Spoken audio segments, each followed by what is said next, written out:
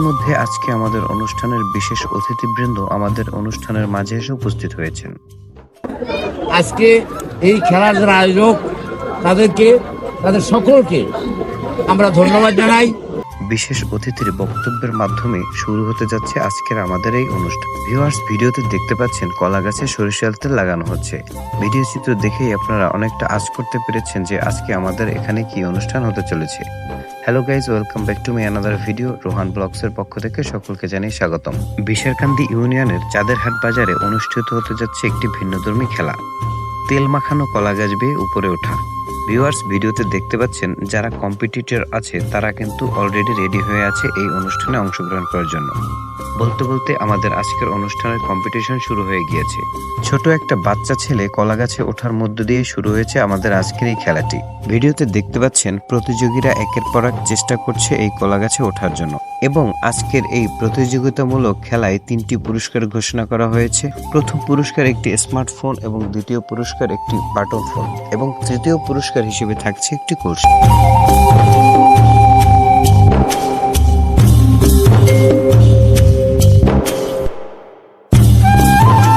আজকের এই প্রতিযোগিতামূলক খেলায় ছোট বড় সকলেই অংশগ্রহণ করতে পারবে, এবং এই কলা গাছের উপরে একটি নিশান ঝোলানো আছে। যে কলা গাছে উঠে এই নিশানটি নিয়ে আসতে পারবে তাকেই বিজয়ী বলে ঘোষণা করা হবে।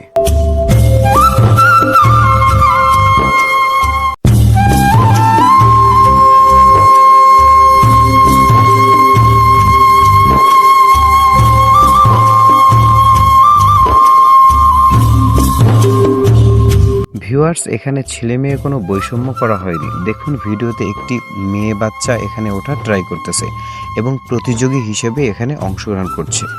বলতে বলতে আমাদের প্রথম রাউন্ডের খেলা শেষ। সকল প্রতিযোগী ক্লান্ত হয়ে এখানে বসে আছে এবং পরবর্তী রাউন্ডের জন্য অপেক্ষা করছে।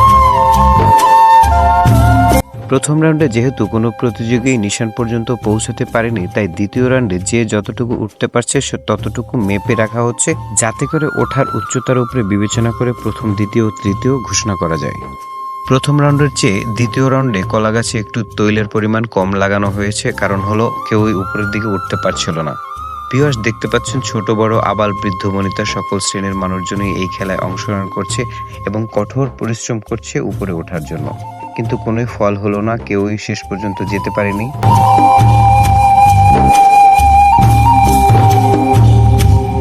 প্রথম রাউন্ডে যারা অংশগ্রহণ করেছিল দ্বিতীয় রাউন্ডে শুধু তাদেরকেই বাছাই করে রাখা হয়েছে, এবং কিছু মানুষ ছিল যারা প্রতিযোগিতায় অংশগ্রহণ করতে চেয়েছিল কিন্তু অনুপস্থিত থাকার জন্য তাদেরকে দ্বিতীয় রাউন্ডে চান্স দেওয়া হয়নি। তাই তারা দর্শক হিসেবে পরবর্তীতে দ্বিতীয় রাউন্ডে ট্রাই করেছে, কিন্তু তাদের জন্য পুরস্কারের ব্যবস্থা ছিল না।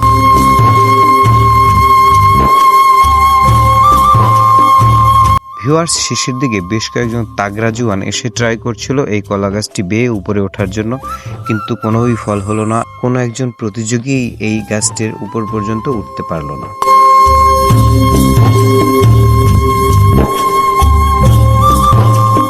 এই সকল ঐতিহ্যবাহী বিনোদনমূলক খেলাগুলো মূলত গ্রামীণ পরিবেশে এবং কৃষক শ্রমিকদের মাঝে আয়োজন করা হতো।